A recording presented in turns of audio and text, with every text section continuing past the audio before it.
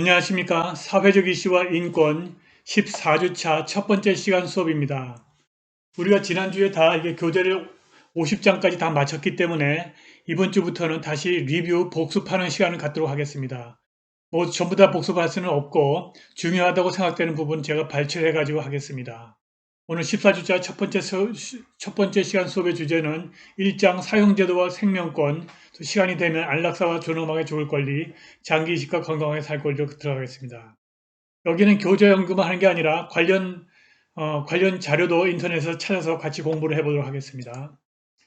자, 먼저 기말시험 공지를 하겠습니다.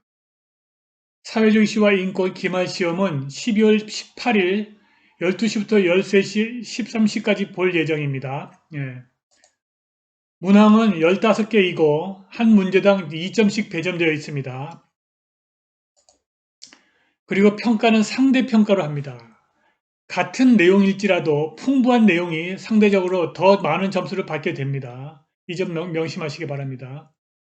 나는 왜 쓸 거 다 썼는데 또 점수가 똑같이 안 나오냐 이렇게 말씀하시면 안 됩니다. 같은 내용일지라도 풍부한 내용이 더 상대적으로 좋은 점수를 받을 수밖에 없습니다. 그리고 문제는 12월 18일 두 번째 수업 시간에 G클래스에 올릴 예정입니다. 중간시험에 볼 때하고 똑같은 방법입니다.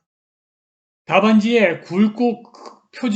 표지에 굵고 크게 사회적 이슈와 인권 2020년 2학기 기말시험 답안지 이렇게 써야 됩니다. 그리고 답안지 표지에 소속, 학번, 성명을 기입하는 것도 잊지 말기 바랍니다. 이거 안 쓰는 사람 꼭 있습니다. 그리고 시험이 끝나자마자 경찰행정학과 김현욱 조교에게 보내면 됩니다. d1162@uu.ac.kr입니다. 전화번호는 054-760-1162입니다. 1162. 1시간씩 늦을 때마다 1점씩 감점이 있습니다. 자, 교재 연구 다시 들어가겠습니다. 사형제도에 찬성하는 논거와 반대하는 논거입니다. 먼저 찬성론 보시겠습니다. 다시 읽어보겠습니다. 13쪽입니다. 13쪽.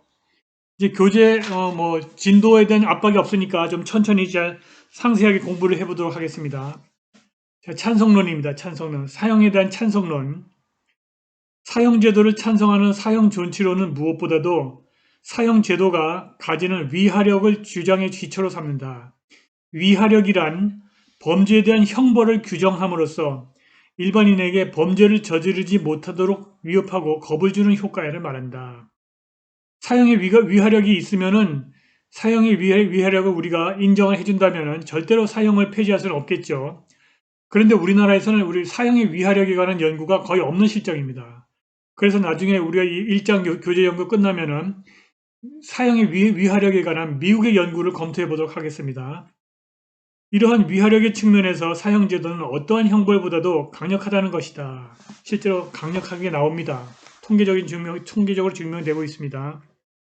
그리고 사형제도는 극악한 범죄자를 사회로부터 영원히 격리함으로써 범죄자로부터 선량한 시민을 보호하는 효과도 있다고 한다. 세 번째,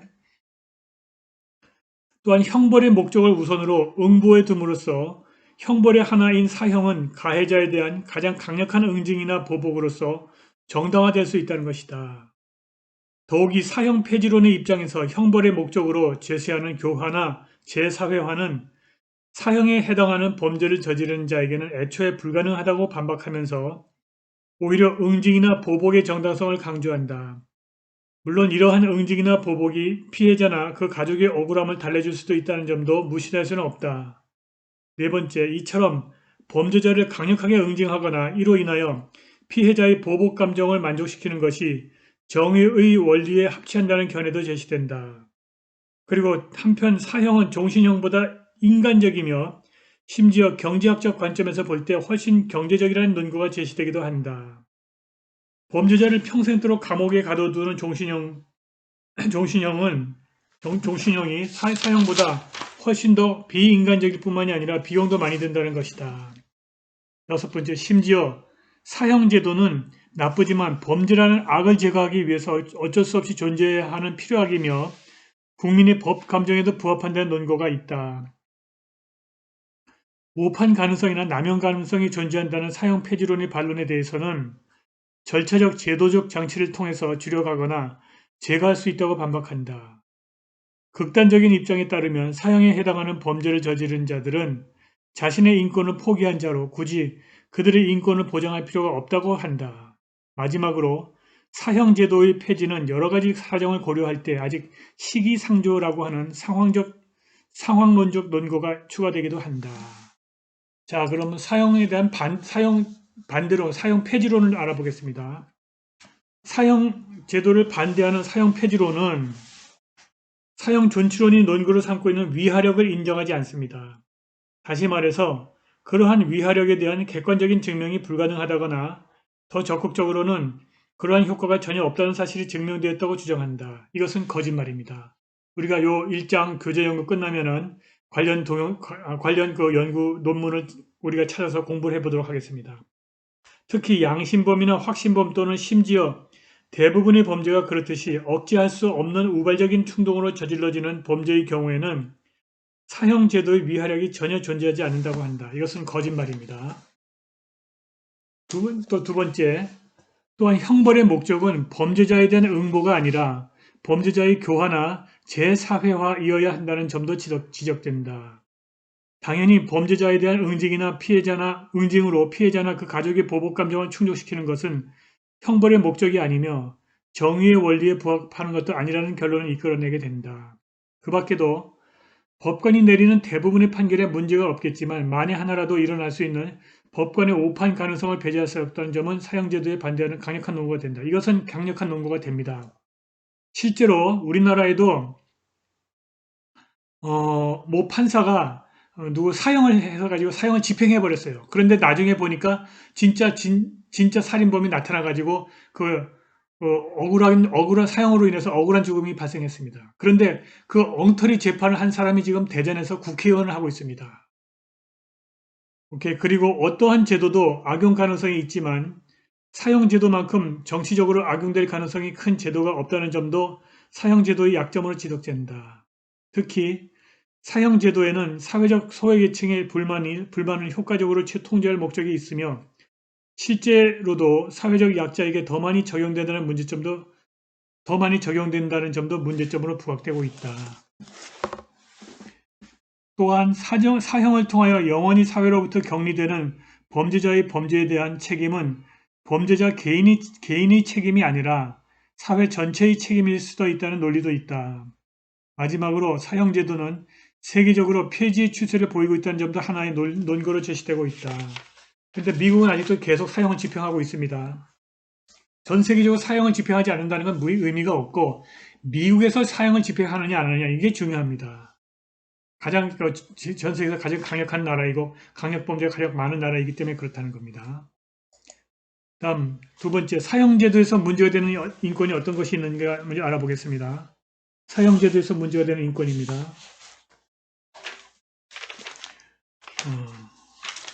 자, 가장 중요한 게 이제 생명권이죠. 생명권의 헌법적 근거에 대해서 알아보겠습니다. 생명에 대한 권리 18쪽입니다. 생명에 대한 권리는 앞에서 정의한 인권의 특성에 비추어 볼 때 인권에 속하는 권리이다. 하지만 우리 헌법은 생명권에 관한 명시적 규정을 두고 있지 않습니다. 헌법 제정자가 생명과 같이 대단히 중요한 권리를 명시적으로 규정하지 않은 이유는 명확하지 않다. 단지 너무 당연하다고 생각할 만큼 중요하기 때문에 규정하지 않았을 것이라고 추측해 볼 뿐이다. 어쨌든 생명권처럼 헌법에 명시되지는 않았지만 다른 헌법상의 권리만큼 중요한 권리를 열거되지 않은 권리라고 부른다.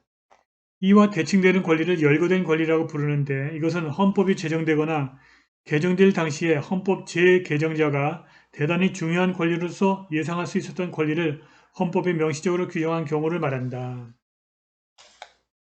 현행 헌법은 헌법 제10조 인간의 존엄과 가치에 관한 권리 및 행복 추구권으로부터 시작하여 헌법 제36조 혼인과 가족에 관한 권리까지를 열거된 권리로서 명시적으로 규정하고 있다. 그리고 헌법 제37조 1항에서 열거되지 않은 권리도 경시되어서는 안 된다고 규정하고 있습니다.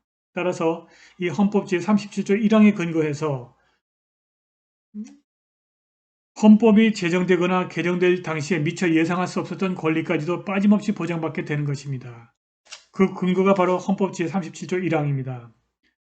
결국 현행 헌법상 헌법에 근거하여 보장되지 않은 권리는 없다고 말할 수도 있다. 이로써 현행 헌법은 모든 인권을 기본권으로서 보장하고 있다고 보아도 지나치지 않다. 같은 맥락에서 인권인 생명권의 헌법적인 근거를 찾는 일도 어렵지 않아 보인다. 생명권은 인권에 속할 뿐만이 아니라 인권의 존엄과 가치를 실현하기 위해서 필수적인 기본권이다.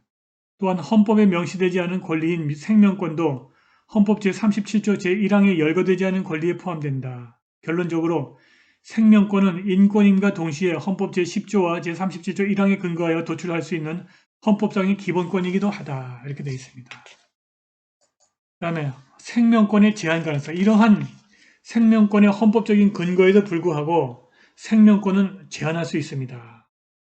잘 알아보겠습니다. 그렇다면 생명권은 제한될 수 있는가? 인권으로서의 생명권은 언뜻 제한될 수 없는 권리처럼 보인다. 하지만 기본권으로서 생명권이 제한될 수 있는지에 대한 논의는 가능하다. 생명권을 헌법상 보장된 기본권으로 이해하는 경우에 생명권에 대한 제한은 법리적으로 볼 때 절대적인 기본권이나 절대적인 본질 내용에 관한 문제가 된다. 첫째, 절대적인 기본권이란 어떠한 경우에도 제한될 수 없는 기본권을 말한다. 기본권이 어떠한 경우에도 제한될 수 없다는 것은 다른 기본권과 처음부터 충돌할 수 없거나 다른 기본권과 충돌하는 경우에도 항상 우월하다는 것을 뜻한다. 생명권은 절대적 기본권의 대표적인 예로 들어지곤 한다. 생명권이 절대적인 기본권이라면 생명권은 결코 제한될 수 없게 된다. 둘째, 절대적인 본질 내용이란 기본권을 제한하는 경우에 결코 제한될 수 없는 기본권의 핵심 영역을 의미한다. 이러한 핵심 영역이 사안에 따라 달라질 수 있는 영역이라면 상대적인 본질 내용이 된다. 하지만 핵심 영역이 어떠한 경우에도 변하지 않는 영역이라면 절대적인 본질 내용이 된다. 기본권의 절대적인 본질 내용으로 이해되곤 하는 것이 생명권이다. 생명권을 기본권의 절대적인 본질 내용으로 이해하는 경우에 생명권은 어떠한 경우에도 제한될 수 없다. 그런데 생명권을 절대적인 기본권이나 절대적인 본질 내용으로 이해하는 입장은 대체적으로 생명권이 선험적이고 자명한 권리라는 전제를 깔고 있는 것입니다. 하지만 인권에 대한 선험적이고 자명한 이해를 넘어서 인권을 논증 가능한 권리로 이해하고자 하는 우리의 입장에서는 이러한 전제는 받아들이기 어렵다. 생명권으로부터 선험적이고 자명한 내용을 제거해버리면 생명권도 다른 인권과 마찬가지로 논증 가능한 권리가 된다. 다시 말해서 생명권도 다른 기본권이나 가치들과 충돌하는 경우에 합리적인 논거가 있는 경우에만 주장할 수 있는 권리가 되는 것이다. 이것은 물론 극히 예외적이기는 하지만 생명권도 제한될 가능성이 있는 기본권으로 이해됨을 의미한다. 그러니까 다시 말해서 생명권도 논증할 수 없으면 제한될 수 있다 이런 얘기입니다. 또한 현행 헌법 37조 2항에 따르면 국민의 모든 자유와 권리는 제한될 수 있다고 되고 있습니다. 이와 같은 실정 헌법상의 명문 규정을 근거로 할 때 절대적인 기본권은 인정될 수 없기 때문에 모든 기본권은 제한될 수 있다. 따라서 헌법에 명시적으로 열거된 기본권이든 열거되지 않은 기본권이든 상관없이 어떠한 기본권도 제한될 수 있다. 이로써 인권으로 인정됨과 동시에 실정 헌법적 근거에 의하여 열거되지 않은 권리에 포함시킬 수 있는 생명권조차도 얼마든지 제한될 수 있다는 결론을 도출할 수 있다는 것입니다. 세 번째, 생명권 제한의 정당화 보시겠습니다. 그럼 어떤 경우에 어떤 방식으로 생명권을 제한해야 되느냐 보시겠습니다. 생명권에 대한 제한이 가능하다고 하여 무제한적으로 가능한 것은 아니다. 생명권의 제한에는 헌법적인 한계가 있다. 기본권을 제한할 때 헌법상 요구되는 비례성의 원칙이나 본질 내용 침해 금지의 원칙에 따른 제한이다. 첫 번째, 비례성의 원칙입니다. 비례성의 원칙이란 기본권을 제한하는 목적을 위하여 사용되는 수단은 그 목적과 관계에서 비례적이어야 한다는 원칙이다. 구체적으로 첫째, 수단은 목적의 실현에 적합해야 한다는 원칙. 두 번째, 수단은 목적의 실현과 동시에 발생하는 다른 목적에 대한 피해를 최소화해야 한다는 원칙. 셋째, 수단의 사용으로 실현되는 목적과 피해가 발생하는 목적을 조화롭고 균형 있게 실현해야 한다는 원칙으로 구분된다. 자, 이러한 비례성의 원칙에 따라서 생명권을 제한하는 경우에도 제한하는 목적의 실현에 적합하고 생명권에 대한 피해를 최소화하여 생명권을 제한하는 목적과 생명권을 조화롭고 균형 있게 실현하는 수단이 사용되어야 한다는 것입니다. 첫 번째, 생명권을 제한하는 원칙은 사형의 위하력이 있습니다. 사형의 위하력, 격리효과, 응징효과와 적합성의 원칙입니다. 보시겠습니다. 여기서 사형을 존치해야 된다는 주장이 가장 강력한 주장은 바로 이 사형의 위하력입니다. 위하력. 나중에 다 관련 연구를 한번 찾아보겠습니다. 적합성 원칙과 관련하여 우선 사형제도의 위하력이 문제될 수 있다. 사형제도를 두는 공익의 목적은 범죄를 예방하려는 데 있다. 사형제도가 이러한 공익적 목적의 실현에 효과가 있는 적합한 수단이 되기 위해서는 사형제도의 위하력이 인정되어야 한다. 앞에서 살펴본 것처럼 사형제도의 위하력에 대해서 사형 존치로는 인정하고 사형 폐지로는 부정한다. 결론적으로 사형제도의 위하력에 관하여 인정하는 견해와 부정하는 견해가 팽팽하게 대립되어 있으므로 의심스러운 경우에는 권리에 유리하게 하라는 법률을 적용하는 것이 타당하다. 그런데 여기서는 이 부분은 사실이 아닙니다. 사형의 위하력에 관해서 인정하는 견해와 부정하는 견해가 팽팽한 게 아니라 적어도 미국에서는 사형의 위하력을 인정받고 있습니다. 통계적으로 검증된 이론입니다. 사형의 위하력은 통계적으로 검증된 바 있다. 이렇게 알아두시면 됩니다. 따라서 범죄인의 생명권을 보호하는 데 유리한 부정서를 선택하는 것이 타당하다고 생각한다. 이것은 거짓말입니다. 특히 완전 범죄를 꿈꾸며 치밀하게 계획된 범죄나 반사회적 인격장애를 가진 사이코패스에 의해서 저질러지는 연쇄살인과 같은 범죄의 경우에는 사형이 범죄를 예방하는 효과를 전혀 발생시킬 수 없다. 이것은 사실이 아닙니다. 나중에 논문을 통해서 확인해 보겠습니다.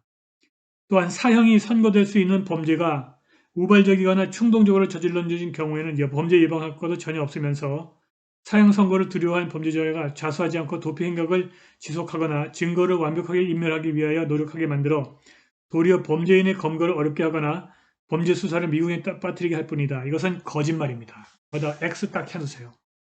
한편 사형제도를 통하여 실현하려는 또 다른 목적은 범죄자를 사회로부터 영원히 격리함으로써 선량한 시민을 보호한다는 것이다. 이러한 공익적 목적은 사형제도에 의하여 실현될 수 있을 것으로 보인다. 비록 종신형도 비슷한 효과를 거둔다고 볼 수 있지만 종신형의 경우에는 어떤 형태로든 범인이 사회로 돌아올 수 있는 가능성을 완전히 배제하지는 못하기 때문이다.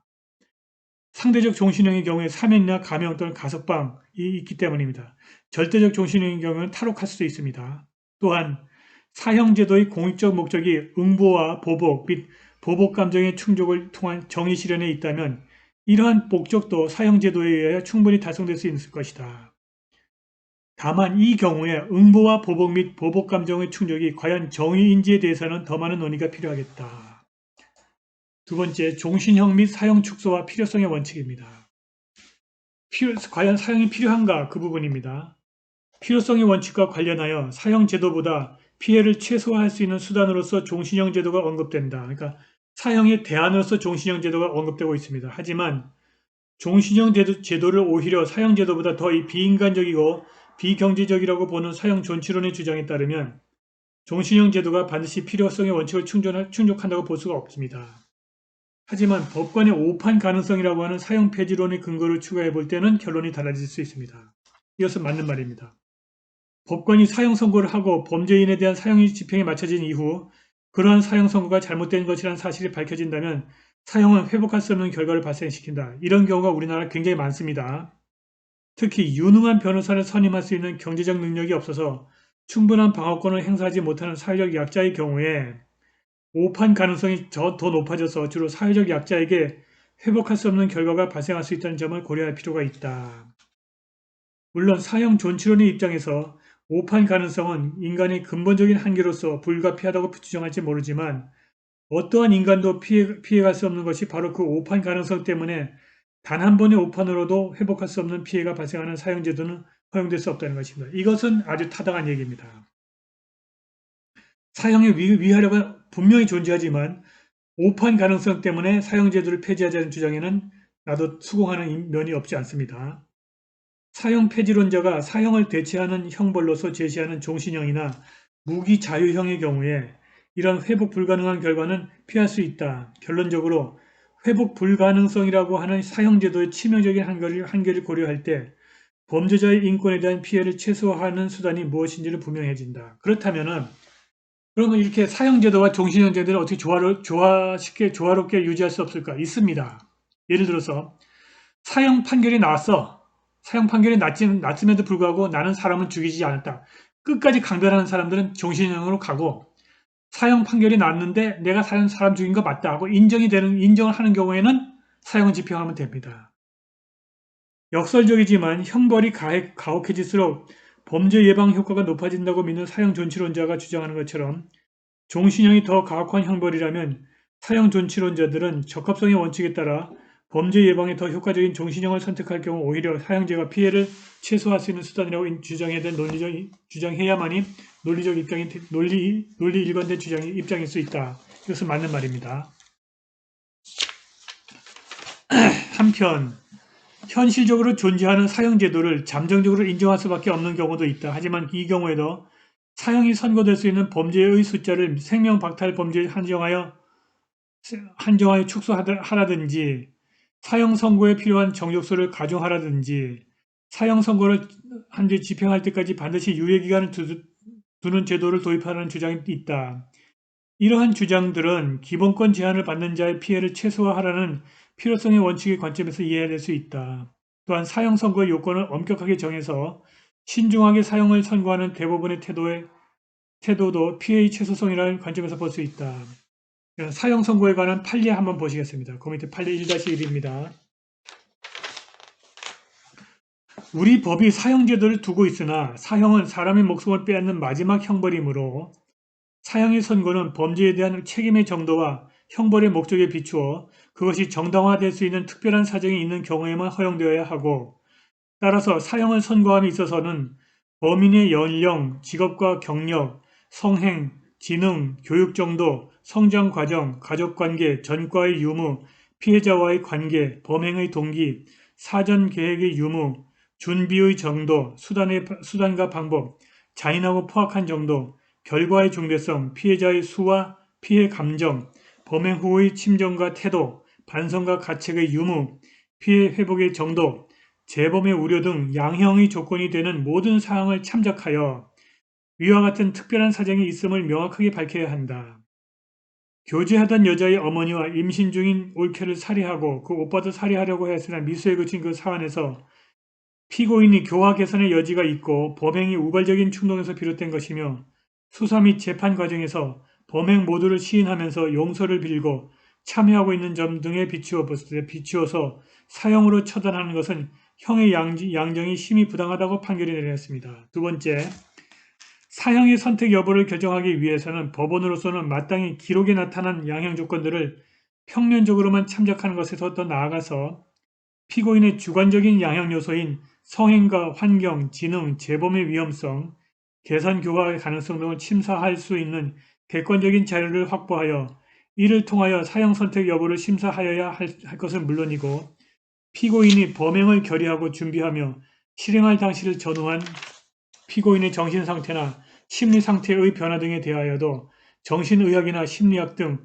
관련 분야의 전문적인 의견을 들어보는 등 깊이 있는 심리를 하여 본 다음에야 그 결과를 종합하여 양형해 나가야 된다. 이렇게 되겠습니다. 오케이. 세 번째, 사형 찬반의 논거와 좁은 의미의 비례성의 원칙입니다. 사형 찬반의 논거와 좁은 의미의 비례성의 원칙 24쪽입니다. 좁은 의미의 비례성 원칙과 관련하여 사형제도를 통하여 달성하라는 그 목적은 범죄 예방 플러스 시민의 생명보호 플러스 응보와 보복 감정의 충족이죠. 그로 인하여 발생하는 다른 목적에 대한 피해를 조화시키는 방법은 무엇인가? 결국 이 두 가지 목적이 모두 중요하기 때문에 사형제도를 둘러싸고 결론이 나지 나지 않는 논쟁이 계속되고 있는 것을 보인다. 어쨌든 사형제도를 통하여 범죄 예방의 효과를 만들어내고 무고한 시민의 생명이 보호될 수 있는지, 그리고 범죄에 대한 응징과 보복이 과연 정의인지에 대해서는 여전히 의문이 제기된다. 또한 사형제도는 피할 수 없는 필요악이거나 충분히 예측될 수 있는 국민의 법감정이라고 하는 논증될 수 없는 논거들은 논쟁의 핵심을 혼란시킨다, 흐리는 것이다. 이러한 논거들은 흔히 사형제도를 둘러싼 논쟁을 비이성적이고 감정적인 것으로 만들기 때문이다. 오히려 사형제도는 많은 국가에서 정치적으로 악용되는 사례가 자주 발견되고 있다는 점, 그리고 그러니까 정치적으로 악용되는 정적들을 몰아서 사형을 시킨 다음, 사형을 언도한 다음에 사형을 집행해버리는 것을 말하는 것이죠. 그리고 사형제도를 완전히 폐지하거나 극히 예외적인 범죄를 제외하고 사형제도를 폐지하는 국가 또는 집행을 거의 하지 않음으로써 사실상 사형제도를 폐지한 국가가 증가하고 있다는 점은 사형제도를 반대하는 강력한 현실적 논리가 되고 있다. 이것은 우리나라도 1997년 이후에 사형을 집행하고 있지 않습니다. 그러나 사형을 집행하고 있지 않다는 것이 사형을 폐지해야 된다는 논거가 될 수는 없는 것입니다. 그 밑에 문단입니다. 한편 범죄에 대한 책임이 전적으로 범죄자 개인의 책임이 아니라 범죄에 대해서는 일정 부분의 사회의 책임도 존재한다는 주장은 경청할 만한 가치가 있다. 이 주장에 따르면 사형제도를 통해서 실현하려는 가치와 이익의 조화는 다른 관점에서도 접근해야 하기 때문이다. 범죄의 책임이 범죄자 개인이 아니라 사회 전체에도 있다고 가정해보자. 그렇다면 사회 전체가 범죄 환경을 만들지 않도록 개선되지 않는 한 사형제도는 범죄 예방도 시민 생명도 보호할 수 없다.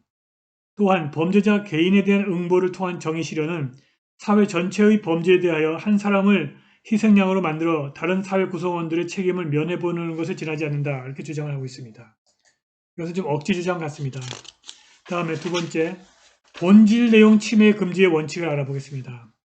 헌법에 따르면은 기본권을 제한하는 경우에도 그 본질의 내용을 침해해서는 안 된다고 되어 있습니다. 헌법 37조 제2항입니다. 법리적으로는 본질 내용이 무엇인지에 대해서는 이미 설명한 것처럼 어떠한 경우에도 제한될 수 없는 절대적인 핵심 영역으로서 이해하는 견해와 앞에서 설명한 비례성의 원칙에 따라서 제한되고 남은 나머지의 영역으로 이해하는 견해가 대립하고 있습니다.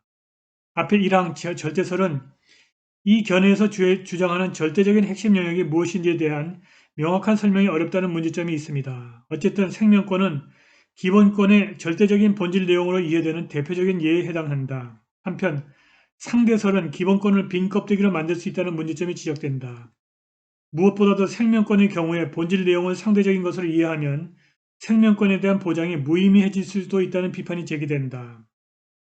헌법재판소의 판례를 예를 들자면 사형제도는 생명권의 본질적인 내용을 침해하는 생명권의 제한이므로 헌법 제37조 2항의 단서에 위반된다는 소수 견해 주장은 본질 내용에 관한 절대설의 입장이다. 비례성의 원칙에 따르더라도 제한될 수 없는 절대적인 본질 내용을 상정하기 때문이다. 반면에 사형이 비례의 원칙에 따라서 최소한 동등한 가치가 있는 다른 생명 또는 그에 못지 아니한 공공의 이익을 보호하기 위한 불가피성이 충족되는 예외의 경우에만 적용되는 한 그것이 비록 생명을 빼앗는 형벌이라 할지라도 헌법 제37조 2항 단서에 위반되는 것으로 볼 수는 없다는 다수 견해의 주장은 본질 내용에 관한 상대설의 입장이다. 오케이, 그 밑에 판례 1-2 한번 읽어보겠습니다. 사형제도에 대한 헌법재판소의 견해 1입니다. 첫 번째 견해입니다. 생명권 역시 헌법 제37조 2항에 의한 일반적인 법률 유보의 대상이 될 수밖에 없는 것이나 생명권에 대한 제한은 곧 생명권의 완전한 박탈을 의미한다 할 것이므로 사형이 비례성의 원칙에 따라서 최소한 동등한 가치가 있는 다른 생명 또는 그에 못지 아니한 공공의 이익을 보호하기 위한 불가피성이 충족되는 예외적인 경우에만 적용되는 한 그것이 비록 생명을 빼앗는 형벌이라 하더라도 헌법 제37조 제2항 단서에 위반되는 것으로 볼 수는 없다.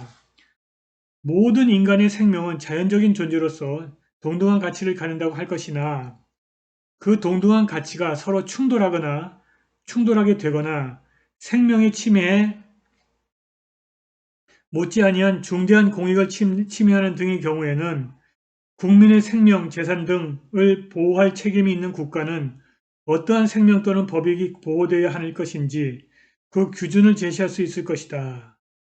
인간의 생명을 부정하는 등의 범죄 행위에 대한 불법적 효과로서 지극히 한정적인 경우에만 부과되는 사형은 죽음에 대한 인간의 본능적인 공포심과 범죄에 대한 응보 욕구가 서로 맞물려서 고안된 필요 악으로서 불가피하게 선택된 것이며 지금도 여전히 제 기능을 하고 있다는 점에서는 정당화될 수는 있다. 따라서 사형은 이러한 측면에서 헌법상의 비례의 원칙에 반하지 아니한다 할 것이고 적어도 우리의 현행 헌법이 스스로 예상하고 있는 형벌의 한 종류이기도 하므로 아직은 우리의 헌법 질서에 반하는 것을 판단되지 아니한다. 그러니까 사형제도는 합헌이다 이런 얘기입니다.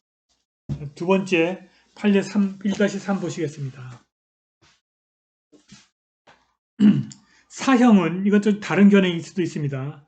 사형은 일반 국민에 대한 심리적 위하를 통하여 범죄의 발생을 예방하며 극악한 범죄에 대한 정당한 응보를 통하여 정의를 실현하고 당해 범죄인의 재범 가능성을 영구히 차단함으로써 사회를 방어하려는 것으로 그 입법의 목적은 정당하고 가장 무거운 형벌인 사형은 입법 목적의 달성을 위한 적합한 수단이다. 두 번째,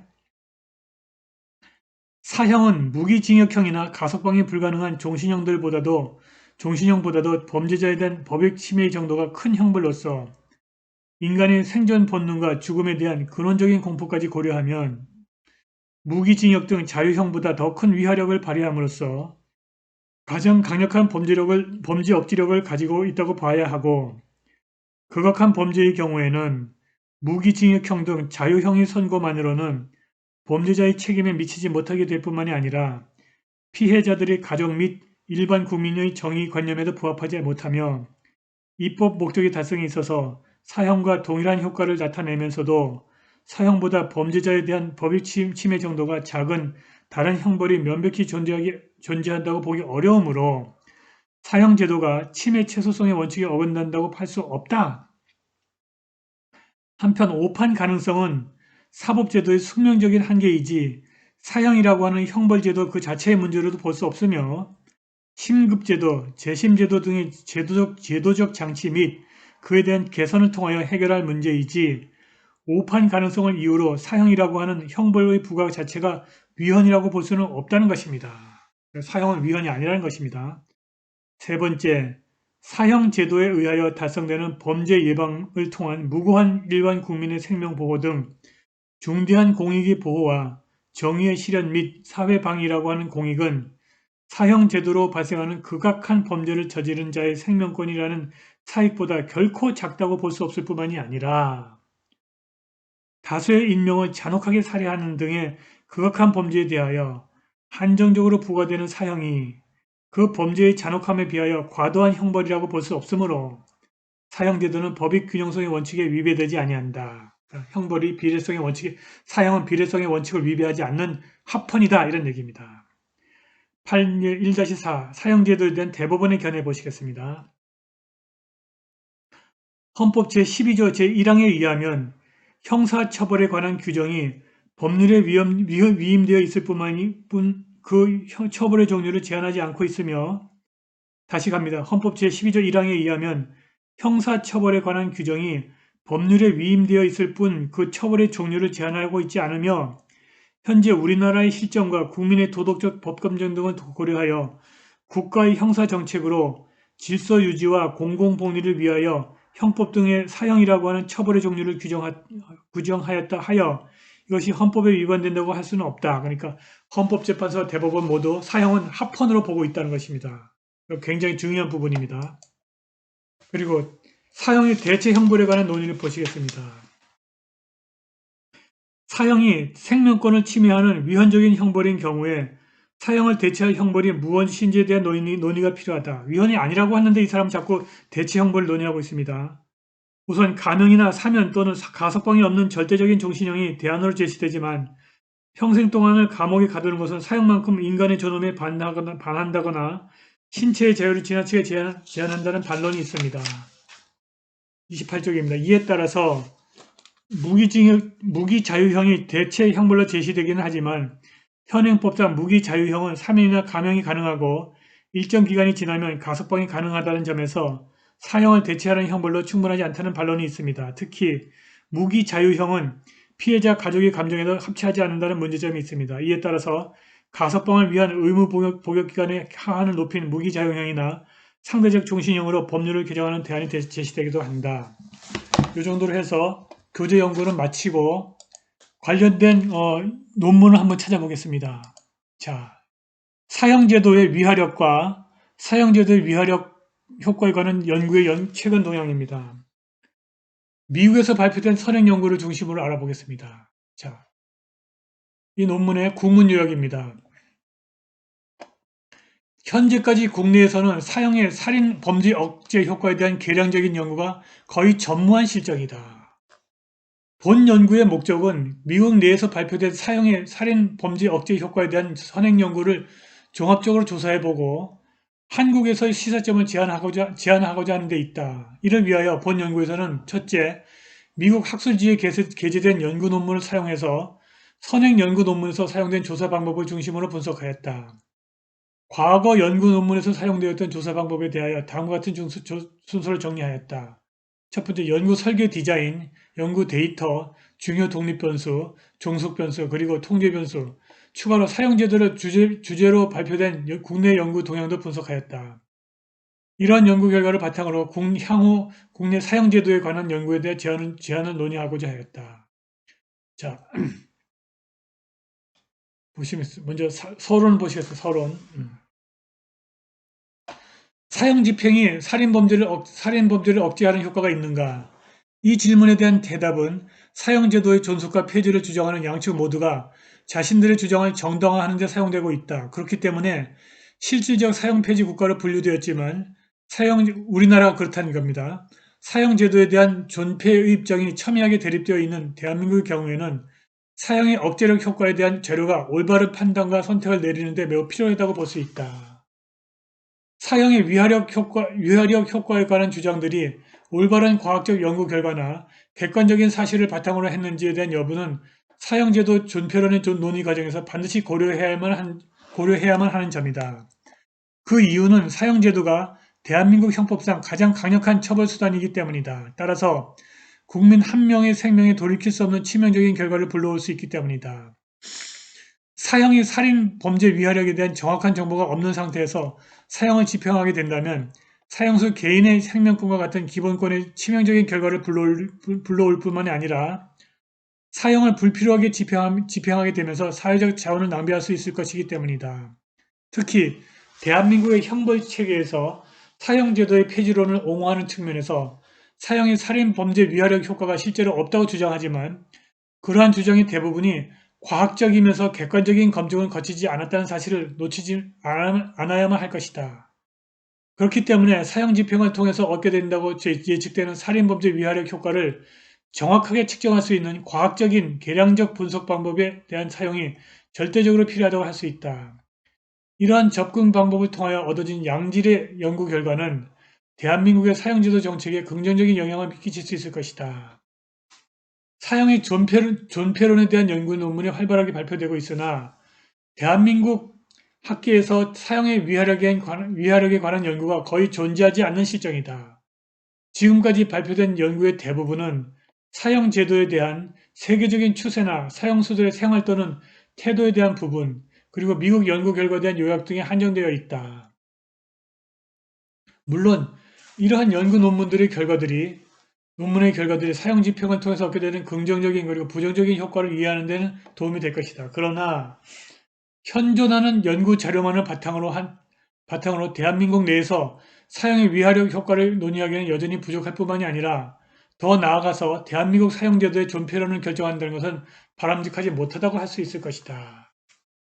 이러한 문제를 극복하기 위하여 대한민국의 자료를 직접 분석한 결과를 사용해야만 하는 것은 당연한 것이다. 그러나 계량적 분석 연구에 필요한 국내 자료가 부족하기 때문에 당장은 직접적인 계량적 연구를 진행하기는 어렵다. 이러한 연구 환경의 한계로 인하여 해당 연구에서는 외국에서 이루어진 양적인 연구 논문에서 사용된 계량적 분석 방법에 대한 분석과 정리를 할 것이다. 사형 집행과 그에 따른 살인범죄 억제 효과에 대한 연구가 오랜 기간 동안 이루어져서 다양한 연구 기법과 자료가 축적된 미국의 사형 연구를 분석과 정리 대상을 할 것이다. 그러니까 이 연구는 미국에서 이루어진 사형의 위화력에 관한 통계학적, 과학적 연구를 분석해서 정리했다 이런 얘기입니다. 이러한 접근 방법은 여러 가지로 학문적 기여를 할 것으로 기대가 된다. 오랜 기간 동안 사형의 위화력 연구 분야에서 사용되어 온 계량적 분석 방법에 대한 정리를 할 수 있을 것이다. 그리고 이렇게 획득한 지식은 기존의 연구 방법과 결과의 질적인 수준을 판단할 수 있을 뿐만이 아니라 존 페런의 논의 과정에서 인용되는 잘못된 근거 자료를 구분해낼 수 있는 기준을 제시하게 될 것이다. 뿐만이 아니라 미래의 한국 자료를 이용해서 사형 집행과 그에 따른 살인범죄 감소에 대한 계량적 연구를 할 계획에 있는 연구자들에게 올바른 연구 방향을 제시할 수 있을 것이다. 그래서 우선 미국에서 발표된 선행 연구 결과를 대한 요약입니다. 이걸 다 읽어보겠습니다. 미국에서는 1930년대부터 본격적으로 시작된 미국의 사형 집행과 범죄 위화력 효과에 대한 연구의 대부분은 사형을 집행하더라도 살인사건의 발생이 줄어들지 않는다는 연구 결과를 발표하였다. 1930년대에 그랬습니다. 이와 같은 연구 결과가 연속적으로 발표되면서 사형 집행이 살인사건 발생을 억제하는 효과가 전혀 없다는 주장이 정설로 단기간에 자리잡게 되었다. 그러나 당시에는 연구 자료의 접근과 사용이 이후의 상황과 비교해서 상대적으로 쉽지 않았기 때문에 이 시기에 발표된 연구 결과를 충분하게 검토할 수 있는 기회와 연구 자료가 부족하였다. 각주 5번 보시겠습니다. 따라서 1930년대 전후에 발표된 연구의 대부분은 연구 자료를 대도시 한 곳이나 일부 지구의 법원 판결을 자료로 이용하였다. 또한 살인사건 발생에 영향을 끼치는 다른 설명 변수에 관한 통계 자료가 미비한 문제점이 있었다. 대표적으로 이 시기에 진행된 로버트 댄의 1935년 연구는 펜실베니아주의 필라델피아 카운티의 자료를 바탕으로 이루어졌다. 연구 자료가 부족하다는 이유로 인하여 이 시기에 발표된 연구 결과를 일반화시키기는 어렵다는 한계점을 가지고 있다는 것입니다. 그런데 1975년 아이작 에를리히, 내가 수업 시간에 얘기했죠. 1975년에 아이작 에릴리히라고 하는 범죄학자가 범죄학자의 선행 연구의 방법론적인 한계를 극복할 수 있는 계량적인 분석을 적용하였다. 6번 보시면은 6번 보시면은 기존 학계의 정설을 뒤집는 연구 결과를 제시하였다. 그러니까 아이작 에릴리히의 연구가 사형의 위화력이 있다는 연구 결과를 내놓은 것입니다. 6번 보시면 에릴리히의 연구는 자신의 연구 마지막에서 간략하게 언급하였다. 살인율과 사형제도의 단순한 관계만 파악하려고 했던 과거 연구와는 다르게 자신의 연구에서는 살인율 변화뿐만이 아니라 사형 집행 가능성과 밀접한 관계가 있는 살인범죄의 검거와 유죄 판결 가능성의 영향력을 동시에 검토하였다. 따라서 살인범죄 검거와 유죄 판결 가능성의 변화에 따른 사형 집행을 측정하는 주요 독립 변수를 만들었으며 그 변수와 살인율의 관계를 분석하였다. 동시에 살인율 변화에 영향을 줄 수 있는 다양한 사회 경제적 영향력을 측정하는 변수, 컨트롤 변수의 영향력도 동시에 고려하였다. 이러한 엘리의 연구 방법은 후속 연구 논문에서 지속적으로 인용되어 사용되었다. 이 엘리의 연구는 미국 경제학회 범죄학 논문이 아니라 미국 경제학회에 실린 논문이기 때문에 상당히 신빙성이 있는 그런 연구입니다.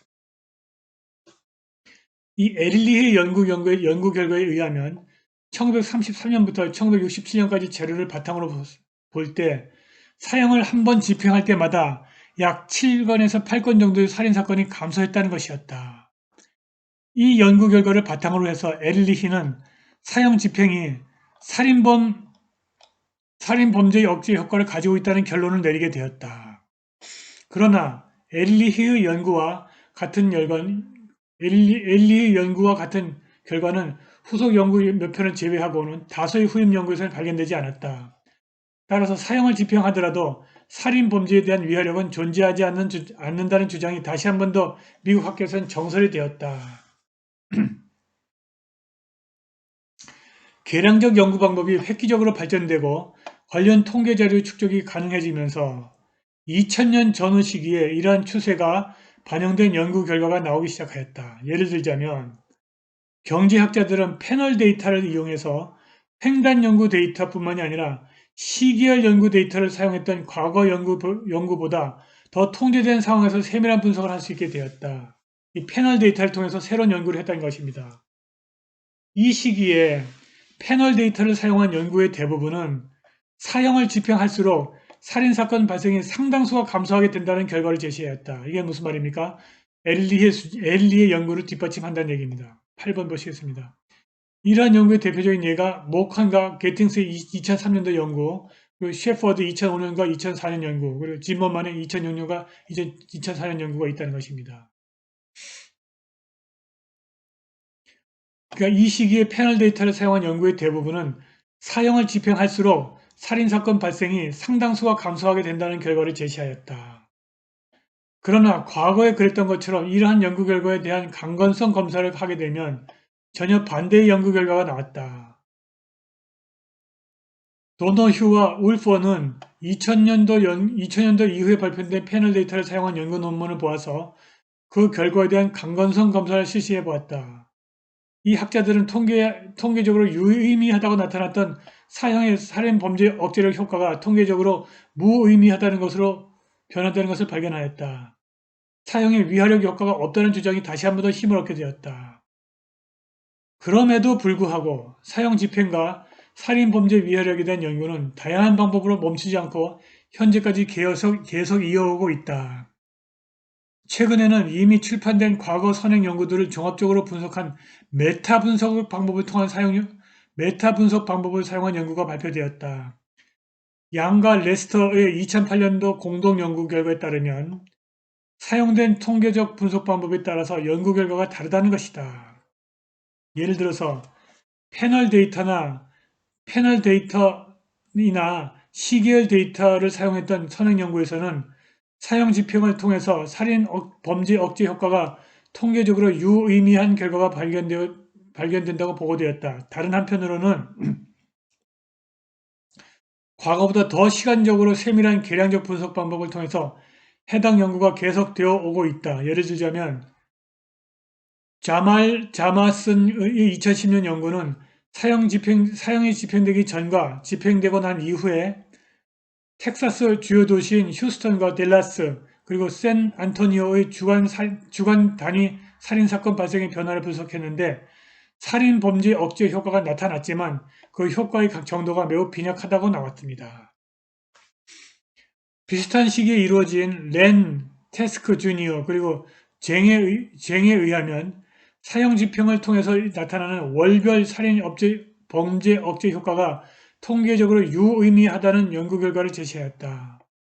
동일 연구자들의 후속 연구 2012년 연구에서도 동일한 사형 집행의 범죄 위화력 이론을 지지하는 연구가 나타났다. 이게 무슨 말입니까? 계속 최근에 오면 올수록 새로운 통계적 연구 방법이 세분화되고 아주 정교해질수록 사형의 살인 범죄 위화력이 입증되고 있다는 얘기입니다.